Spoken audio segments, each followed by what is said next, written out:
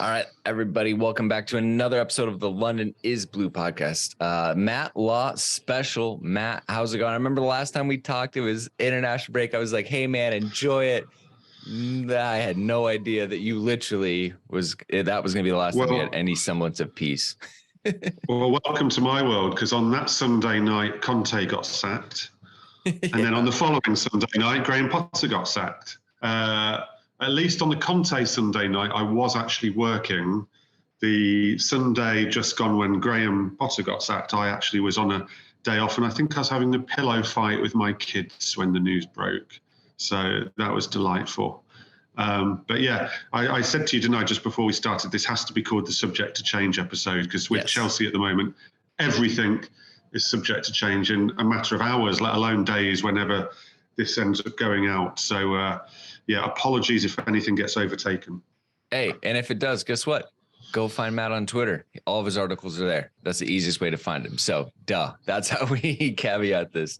I think we're going to talk end of days for Potter, and then obviously, as a club look ahead, how we got there and what Matt knows at this point. So, Matt, starting it off realistically, it sounds like the directors led the decision, presented their findings to Boehly, and I believe in your last article it said not only was it the lack of results, but it was data that said it was lack of progress with the team as well.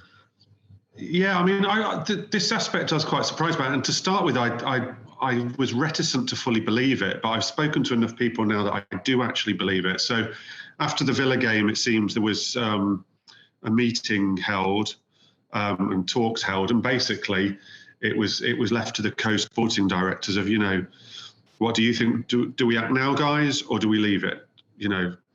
And it was their recommendation to act now, which is surprising because obviously Paul Winstanley has that link with Graham Potter. So I think people outside the club are surprised at that. But I'm told the decision was very much based on the fact that I think those talks, it was clear in the talks before Lawrence Stewart and Paul Winstanley actually made their recommendation that we were heading towards a change in the summer no matter what. The way things were going, it was kind of accepted that if you didn't sack now, you were going to sack in the summer. And therefore the recommendation came to act now because it gives them a bit of a head start in the manager market. Everybody, I don't think this was the sole reason they did it now, but everybody knows it's going to be quite a crowded manager market this summer. Tottenham are already in it. Everyone expects Real Madrid to be in it. Everyone expects Paris Saint-Germain to be in it. Everyone expects a lot of the top Italian clubs to be in it.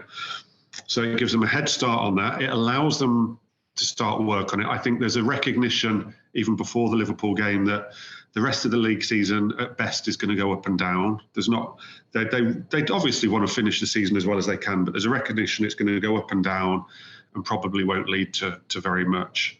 And I think they also decided in terms of the Champions League that Champions League game is so big and the team have performed so well in the Champions League so far that there's actually a bit of a feeling that they lift themselves for the Champions League anyway.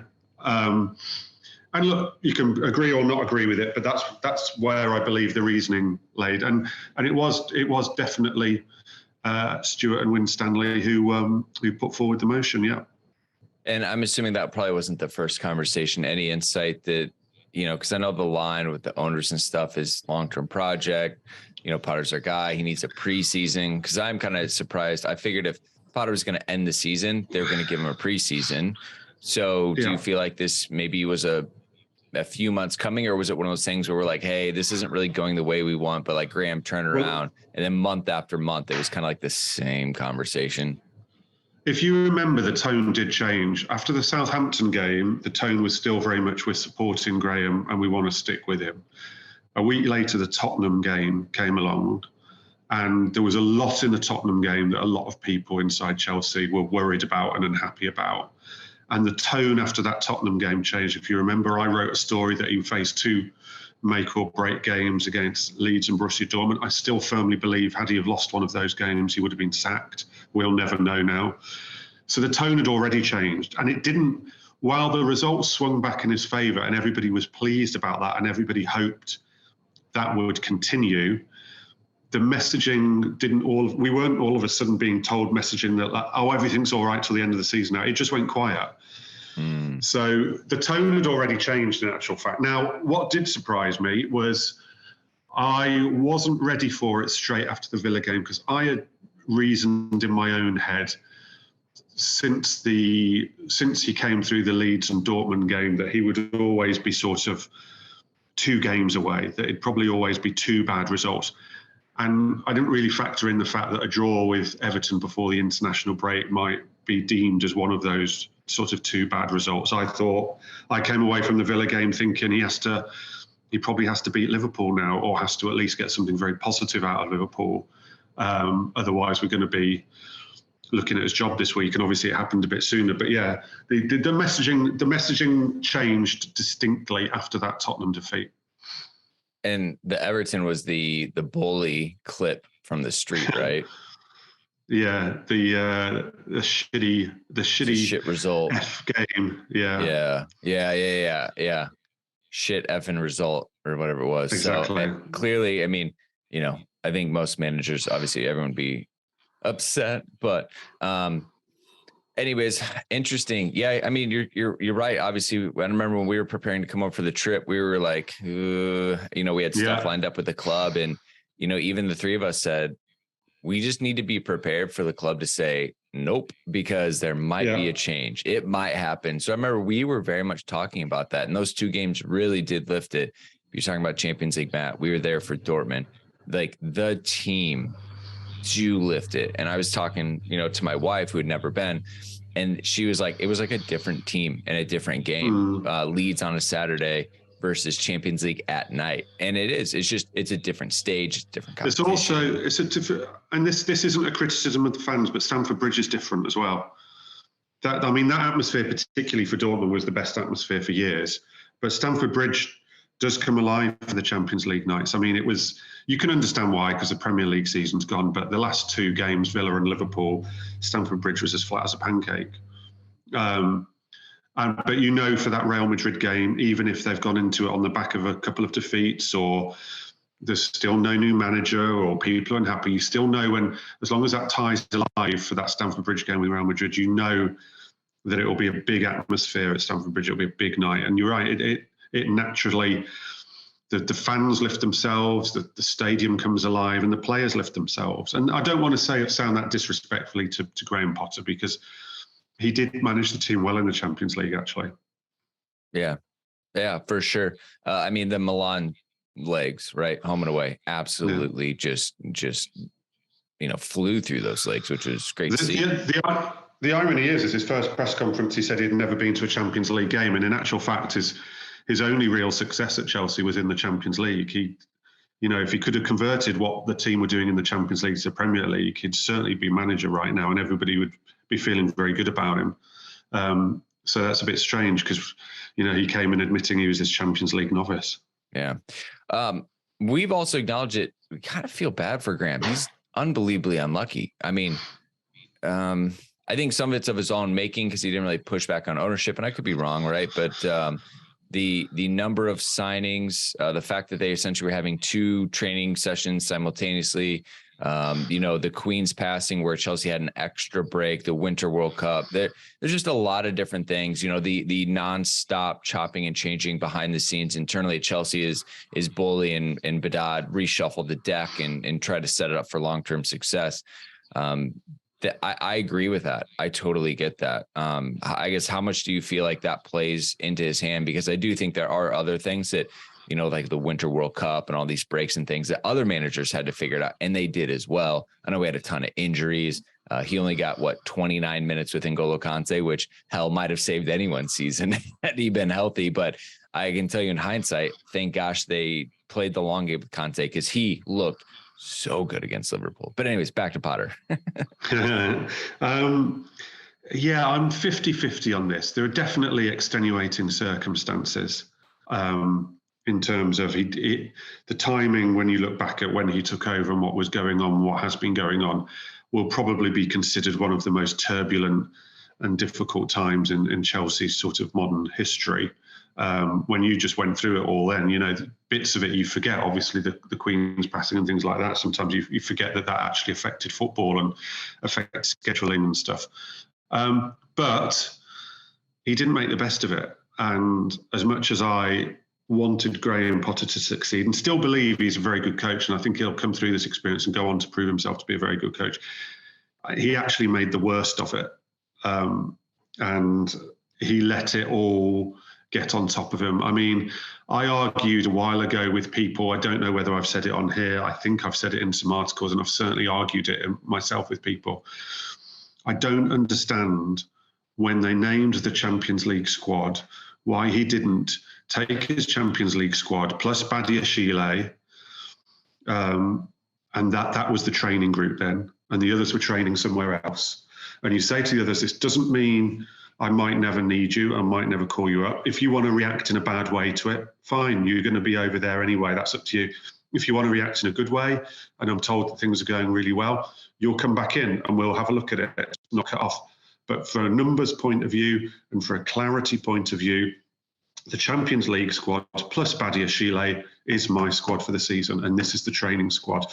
I'm very sorry, the rest of you. It's not my fault. The club are in a bit of a situation at the moment. You guys are training elsewhere. And it wouldn't have been popular. There'd have been people who reacted very badly to it. But like I say, that would have told you a lot about them and probably a lot about where their future lies.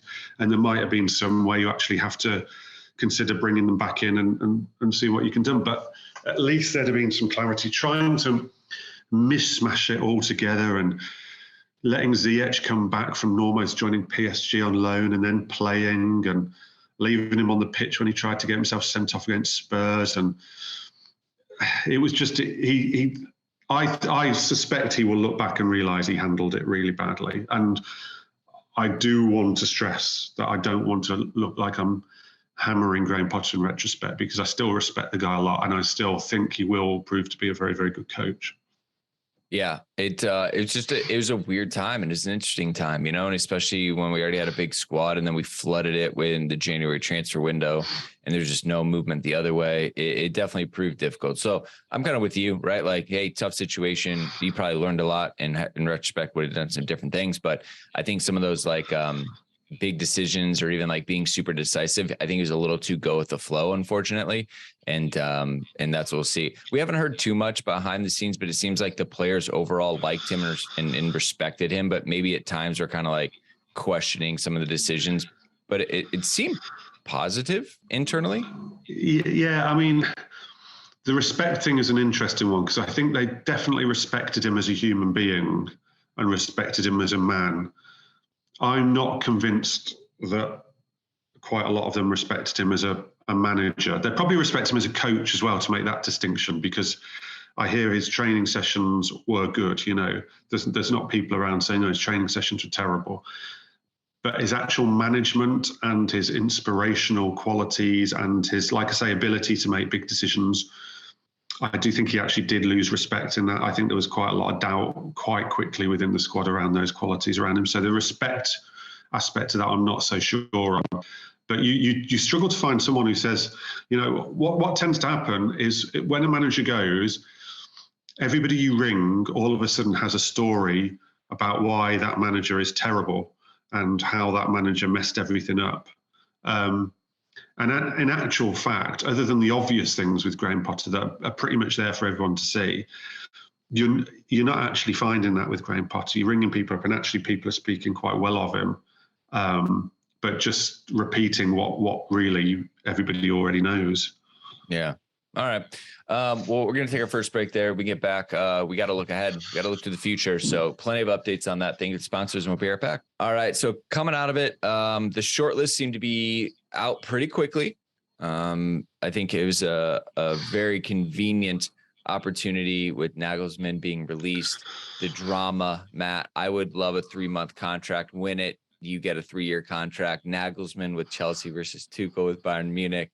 You couldn't write a bigger headline, but he's not the only one. So I guess from your perspective, this would be the second time you've covered a change of Chelsea manager, but this would be the first time with the directors leading it. Any difference between post Tuchel and now post Potter? Oh yeah, big differences. I mean, post Tuchel, Todd Boehly was the acting sporting director. The other guys, the sporting directors now, when Stanley and Stuart weren't in position, there wasn't any sporting team. So last time it was literally the new board. It was Boehly leading it with Behdad Eghbali and the new board. There was no football advice, if you like. There was nobody left there from the old regime, and there was no one in sort of in time on the new regime side. So it was just them. They acted super quickly. They took decisions very much through their own eyes and the eyes of agents. And it's a completely different process now. It's chalk and cheese. It really is chalk and cheese. And I know people will be, some people will be reticent to believe that. And don't get me wrong, the owners will get the final say. They own the football club, but they will get the recommendations put to them. They will probably only interview or be in on interviews when it gets down to a final two, or maybe even when they believe it's actually down to a final one, just to check that they're happy with the guy.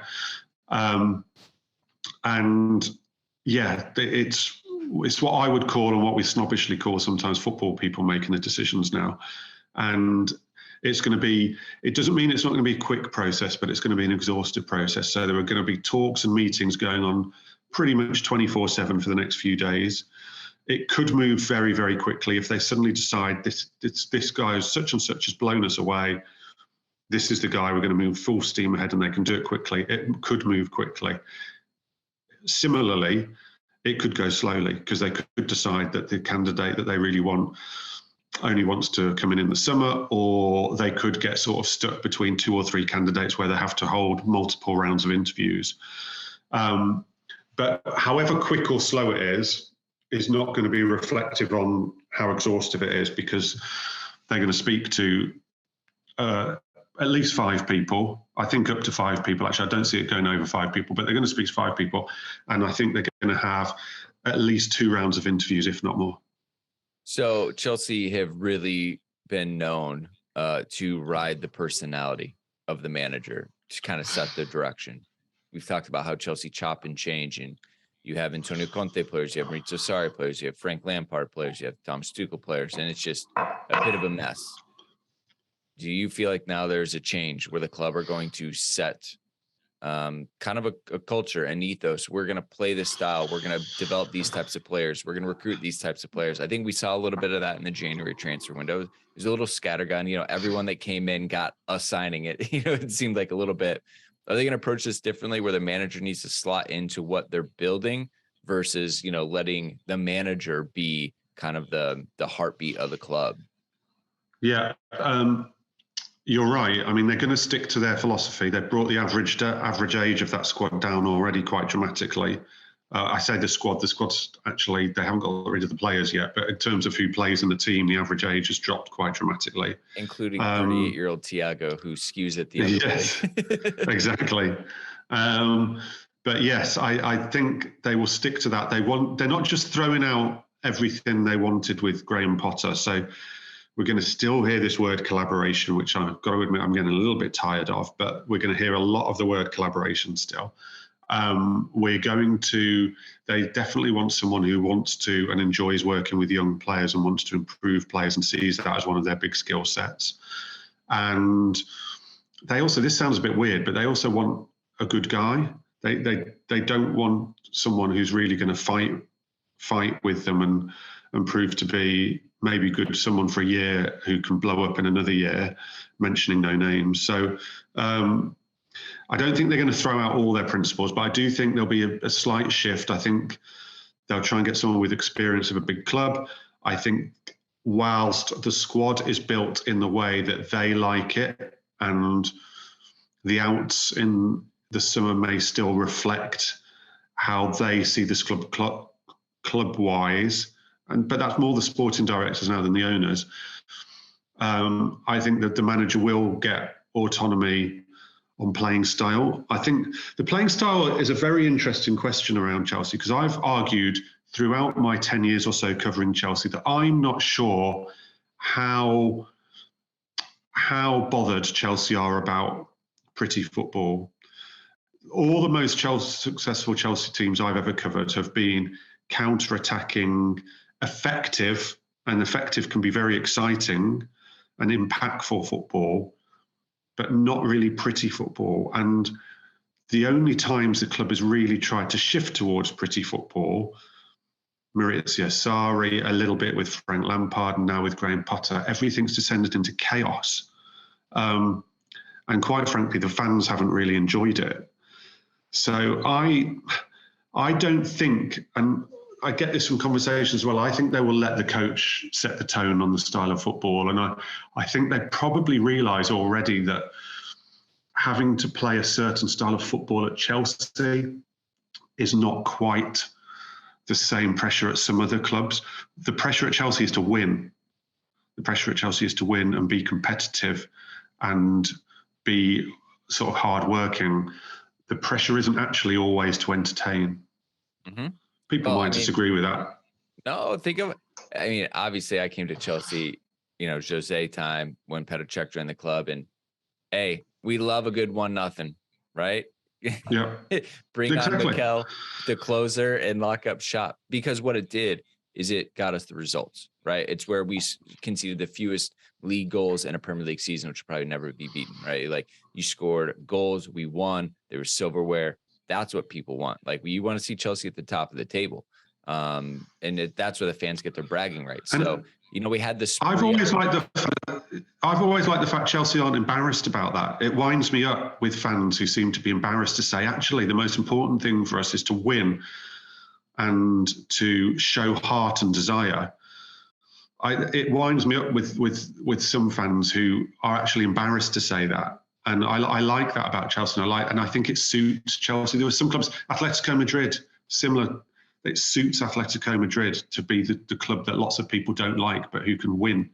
And, I've been at games at Chelsea where I'd say some of the most enjoyable games for the fans have been, you play against a Pep Guardiola team or something, have 20% possession and walk off with a 3-2 win or something. Do you know what I mean? Oh, yeah. Yeah, so for sure. I do think the coach will get to set that aspect of the philosophy themselves. Yeah, absolutely. That is good to hear.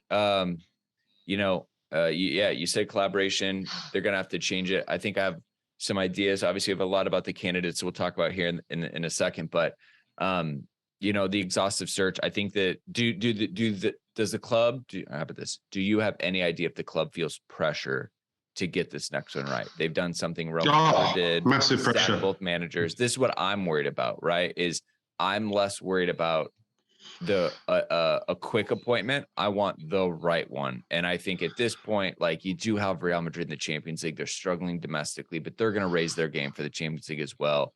Like, maybe you can find something in the interim, but like, you have to get this right. You Agreed. They have to, I've spoken to enough people. They know that they feel big pressure. They have to get this one right, because in actual fact, for all the criticism they're getting and for all in the table and on the pitch, it looks like a lot is going wrong. And, a lot has gone wrong.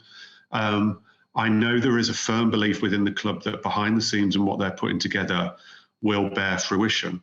They're confident of where they're going to get to. They've made some mistakes, but I said this in the live show, they're very confident of where they're going to get to eventually. But they can't get another one wrong like so quickly. They have to get this one right. And they will definitely prioritize getting this one right over getting this one quickly. Doesn't mean to say they won't get it quickly, but the priority is getting it right. And there's definitely a pressure within the club, 100%. Yeah. Yeah. And rightly so. Anything else just about like the search or kind of the approach to it, or what they're looking for before we talk about names? Well, without talking about names, it's quite hard to say what they're looking for. So we'll come on to that when we talk about names. I mean, literally they had, so I always get lost in my days in manager sackings because it's a bit like everything gets muddled up and we're in holiday times here. So the sacking happened Sunday. Monday, there was a meeting at Cobham between Behdad Eghbali and the two sporting directors, where the two sporting directors put forward what would be their short stroke long list. names were sort of compiled there. I think a few were probably struck off there and then. And then it was agreed over the course of this week who they were going to go and approach either directly or through representatives.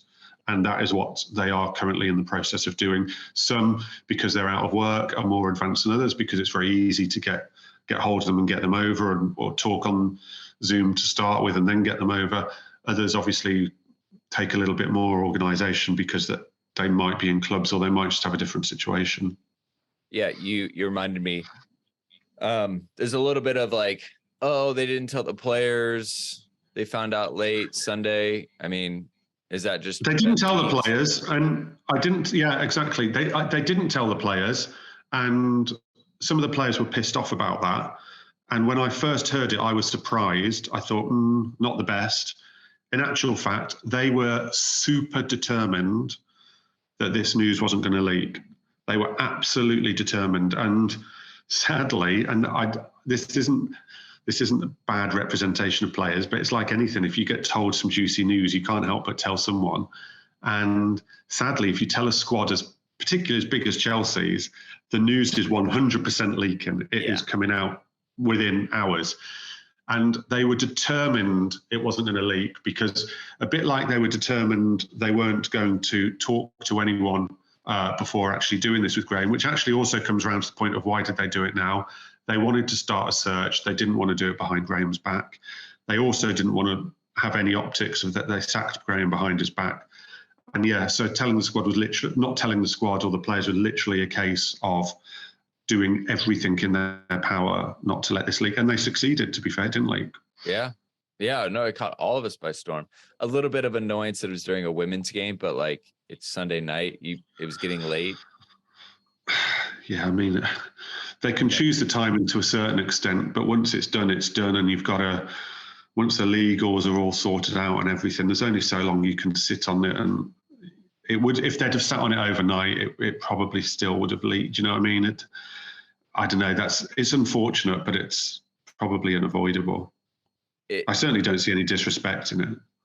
Yeah, you just reminded me of all these things. Graham Potter, it seems like he was like, here, take my stuff. I don't need them. Like, what else can I do for you? Like, can I clean this? He's just like, he's so nice. And he's like extending all these things and whatever.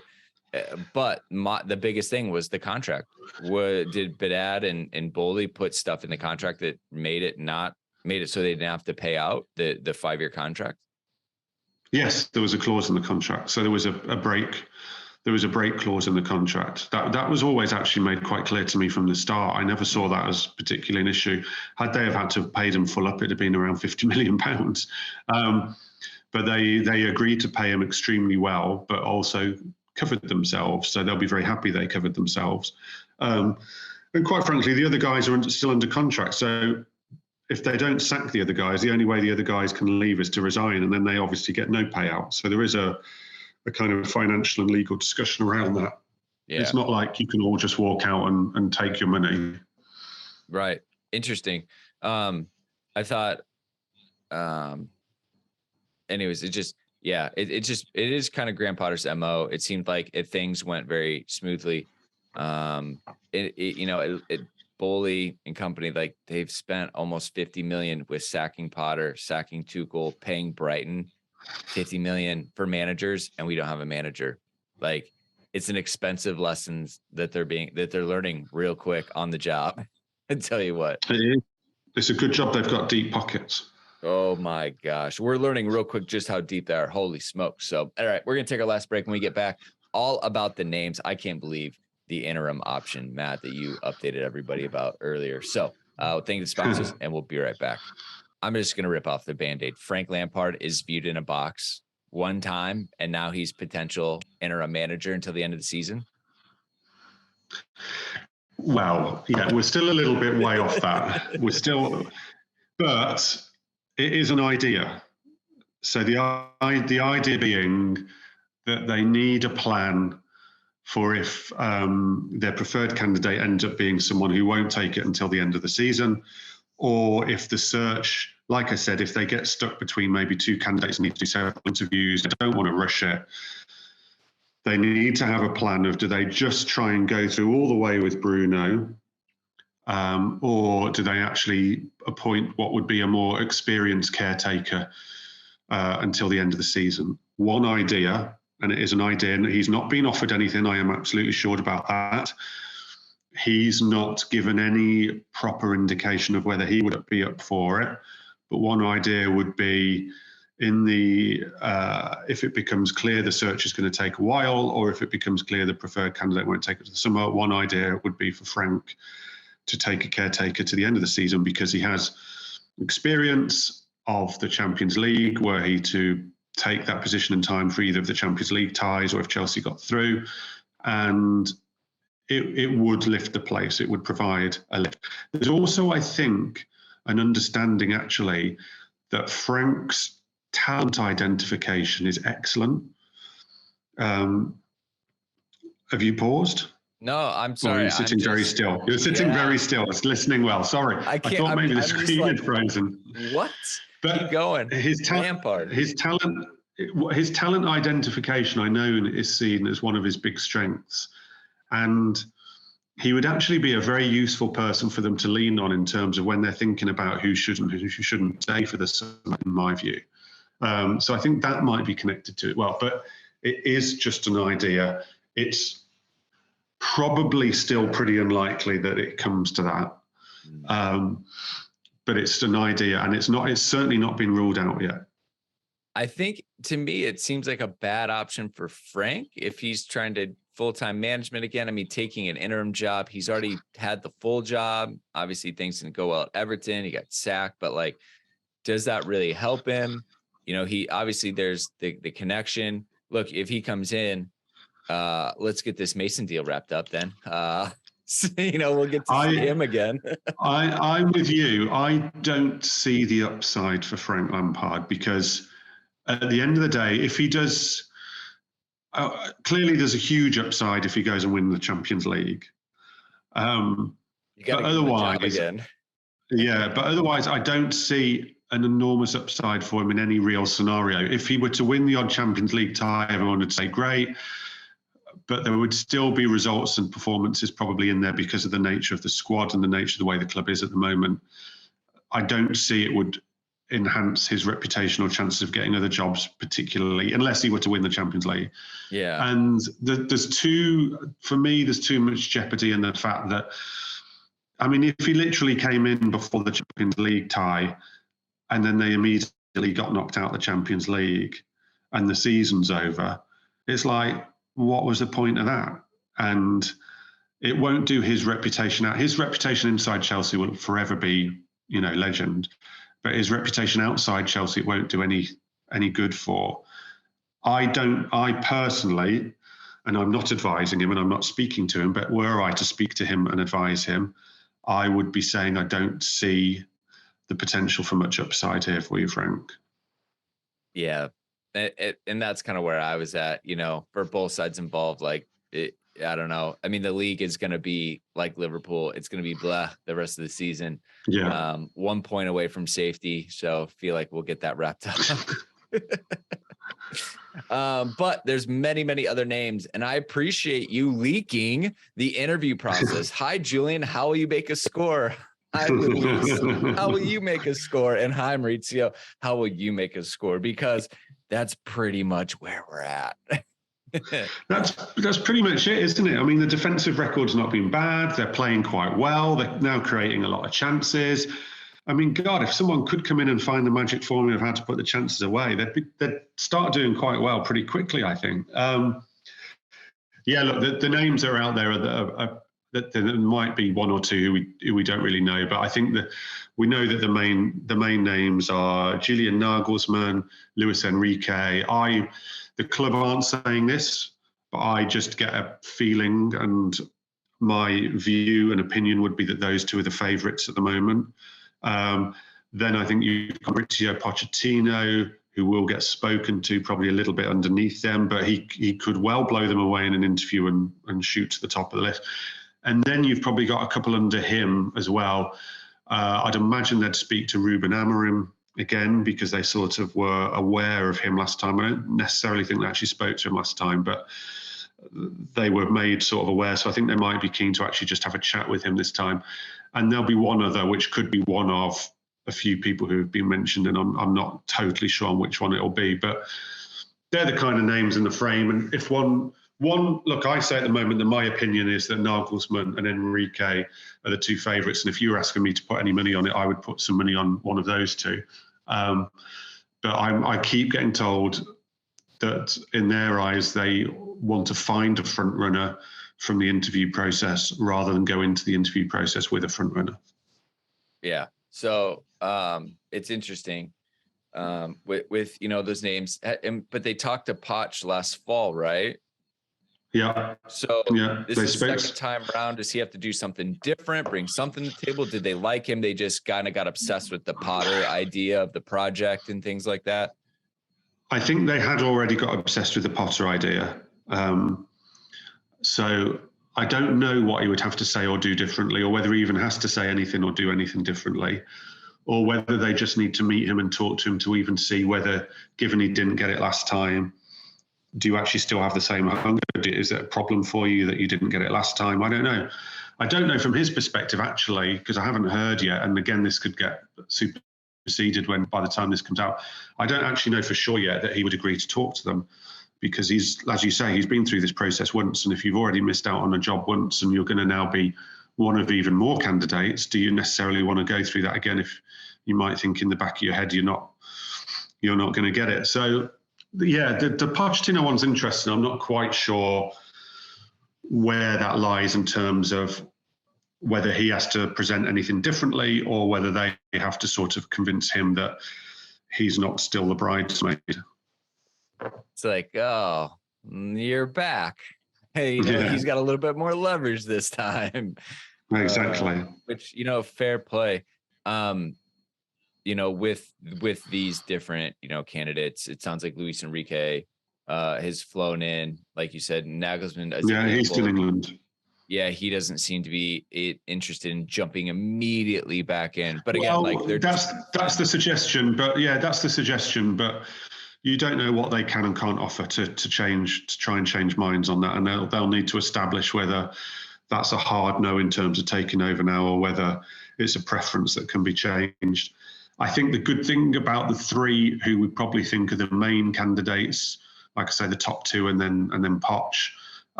I think when we talk about needing to be able to work with youth and develop youth, I think that they've all proved that at different times of their coaching careers to different extents, but I think they all have that in their locker. So I think there are similarities on that aspect. They are different managers, but I think that there's a philosophy running through them of what their body of work has been that actually shows that there's thought within all of them. I'd probably Ruben Amorim as well, actually, but just on a lesser scale. My fear on Ruben Amorim and why I don't think Ruben Amorim will get it is because I think they have to have someone who has big club experience and big player experience this time, because it swallowed Graham Potter up last time and they can't afford to take that risk again. So that would be why the Ruben Amorims and Oliver Glasners of this world, or even the Arne Slot at Feyenoord, might get spoken to, but I'd be very surprised if they could get it, just because there'd have to be a fear around the experience issue. Yeah, you listed that out. Big club experience, clear vision, inspiring communicator, ability to improve youngsters, and then, open to ideas. And especially part of this interview process, you'd be like, hey, submit us a preliminary roster and you only get 24 slots. Let us know, because the club have to take in so many different factors, like beyond the normal scope, because you have to figure out who's going to have an exciting prospect or project that will attract new players as well. Are they going to have a big enough name? We heard that one knock on Graham was, players from January transfer window had never heard of Graham Potter and they had to look him up, which, okay, fine, whatever. There's up and coming managers. Like, I get it. But are they going to have a big name? Are they going to be able to have the clear vision, say you're either in or you're out? Not this, it's okay, like next time we got it. I think, to me, like in that inspiring communicator, reading that the player, that's why I think, we didn't really get that. And I think you as journalists really kind of asked Graham about that a lot in the beginning. and he was even keel. We had one spike where he's like, we're going to win the fucking Champions League. And then it was right back down. Cause I think he was like, oh, that was uncomfortable. I didn't like that. I'm going to go back to doing me. Yeah. And none of us really liked that, in all honesty. It was weird. It felt like watching someone who had sworn for the first time. It was very odd, that was. I wish he hadn't have done that, to be honest with you. I felt as a media that maybe we were slightly responsible for that weird moment. Well, it was an internal. We'd sort of slightly pushed him in a direction that he wasn't very comfortable with. Yeah. And then he did it. And yeah, it's a bit cringy. Yeah. No, I get that. So Enrique's in, Nagelsmann probably up, and then Poch. I tell you what, I would say I think the temperature is cooling on Poch on Twitter. I don't know if you've seen the same. Obviously you were playing the Potter to Tottenham, Poch to Chelsea. Just to make, I think that's just to make your life easy because you know the guys, you've kind of got the articles, you'll just flip flop. Look, I've covered, what I would say is I covered Pochettino's Tottenham for his entire reign there. So I've got experience of Pochettino. I loved it. It was like covering, Chelsea fans would jump on me for this because the trophies weren't there. But the energy in the club and the energy in the squad and the energy around the club was like covering Chelsea when Jose was in good Jose mode instead of bad Jose mode. When there's just this massive energy, there's just this massive desire and motivation. Everybody feels on board on it. It really wraps you up. And Poch didn't deliver the trophies at Tottenham, but he did create that. And I have to say, it was very exciting to be around, even as a reporter, let alone a supporter. So I have got a bit of bias towards Pochettino, I will admit that, because I absolutely loved covering his Tottenham time. And I do think that it will come into the equation on him whether there is deemed to likely be an issue with the fans, because the fans didn't like Graham Potter. Now, the club aren't just going to appoint the person that the fans decide they like best, but they will be wary of appointing someone who immediately the fan base could turn against quite quickly. And they probably will be wary of the fact that whoever comes in with the way the squad is and needing to get rid of people and the transitional nature of the club, they might need a bit of a honeymoon period. And does an ex-Tottenham manager who didn't win a trophy at Tottenham get a honeymoon period? It might be that all of this they can square off, but that is where I think Poch's problem or difficulties with Chelsea lie. I've actually been surprised to see quite a few of the big Chelsea Twitter accounts actually back Pochettino and put the Tottenham thing sort of to the back of their mind. But I do think it'll be something on Chelsea minds, that one. But yeah, I mean, look, I worked closely with him at Tottenham, and look, I think Enrique would be a sensational appointment. I'm a little bit dubious about Nagelsmann, if I'm honest with you. But I also actually think Pochettino would be a sensational appointment. And I've always quite wanted to see him at Chelsea. Yeah, I think, like I said, the temperature is cooling on the Spurs link. I really don't hold PSG against anybody. We didn't hold it against Tuchel. Why would you hold it against Poch? Like, PSG are insane, an insane environment to operate in. And also, I've said this on the show before, I think there is a good theory that PSG is actually a wonderful stepping stone to come from for Chelsea, because a lot of people get thrown into Chelsea, and Chelsea, even with the new era, which we were told is going to be very different and is different in some respects, but still similar in other respects, Chelsea's a wild club. Like the press interest, the stuff that can happen, the dressing room, managing Cobham, it's a beast. Chelsea is a beast of a club. And there's probably only a few bigger beasts in world football in terms of wild stuff. And PSG is one of them. I'm not saying PSG are a bigger club. I don't want Chelsea fans to make it, but it's a crazier club. And there aren't many crazier clubs. So Tuchel used to say it, Chelsea was an absolute dream after Paris Saint-Germain. You come from Brighton, a lot of Chelsea would seem like Graham said, it's the impossible job. It seems like the impossible job because you come from this completely different environment. But if you come from the other environment at PSG, actually Chelsea seems like an easy job. So I've argued since Tuchel came that taking PSG managers is actually a brilliant, brilliant blueprint for the rest of Chelsea's future, because I think they're in a great position to come in and actually find the craziness of Chelsea pretty calm in comparison to what they've come from. Well, to your point, right? It's like they're actually going to be like, oh, I'm loved here at PSG. It was brutal. At Mbappe, Neymar, Messi were just some of the characters. Sergio Ramos is there now. Like, you've got the owners and the sporting director, Leonardo. Like, it is nonstop. And the pressure is that you not only win trophies, you have to win the domestic league by a mile and beat everyone 3-4-0, because why wouldn't you? We spent so much money. Exactly. Yeah. Exactly. I think it's other than maybe Real Madrid, because that would be similar too. I think it's the best grounding to come into Chelsea from. Do you think that this regime are worried or take into consideration managers who've previously been here that didn't work out? I'm thinking like Carlo Ancelotti, Antonio Conte. I'm not even going to bring Jose Mourinho into the mix, but are they even going to like think about those names in the future? Especially, I'm more thinking Ancelotti if he leaves Real Madrid, which is most likely. I think Ancelotti has been put to them. But I don't think they're going to explore it. I don't think they're going to go down that route. But I think he has been put to them, not by himself personally, but by sort of people around him or people who think they can get around him. So the idea has been floated. I don't think it's really been picked up. I would say a hard no on Conte and Jose, to be quite honest with you. Yeah. All right. And maybe that's just more of a philosophy and style and culture of the club moving forward. It's just a different club. Yeah, it's just I don't think we need to get into where their flaws might lie, because I think they both have been and are sensational coaches, but the club has changed massively from what it was when those guys could succeed at it. Yeah. No, that makes sense. Like I said, it's more about culture and kind of fit and different things right now. Obviously, I don't think any of their teachers called Jose or Antonio Conte collaborators as they were coming up.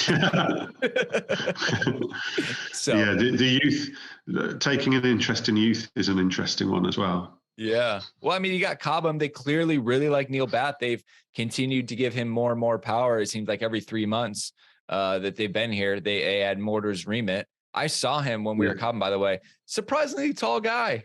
Yes, quite a big guy. Fun fact. Tall and quite broad. Yeah. Agreed. But soft-spoken? Well, he doesn't like talking to the press. He hasn't got anything against us, but he just doesn't want anything to do with us. So I think the most I might have got is a nod out of him. Hey, nice. Well, I'll continue to just ask Phil, Chelsea Youth, what it's like to be in that man's presence. But yeah, clearly they want to continue to leverage that. That is the baseball culture, is you have your farm system, your single A, double A, triple A. You develop players so then you don't have to buy them. It's all a part of the thing. Matt, I'm going to wrap here. Thank you so much. Again, what is the theme for today? Subject to change episode. Damn right. Don't take this as gold. It'll be out probably late Wednesday, early Thursday. So as more stuff comes out, again, you have to follow Matt. We have multiple friends that are in the journalism world that are following this. So you know who to follow. Matt, thank you. Look, job security. You're not bored. I don't know. Hey, it's Easter here, and I'm due to take a week off next week, and I have to take a week off because we've got things booked. So just put that in your diary, because generally when I've got that in, lots of things tend to happen.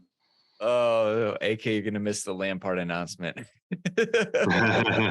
Something funny. Yeah. All right. Well, we'll keep our ears to the pavement next week. Is something's bound to break. So, thank you so much, Matt. Enjoy Easter. Enjoy the break, and cheers, friends. Bother you when you're back. Cool. All right. Until next time, Chelsea fans, you know what to do. Keep the blue flag flying high.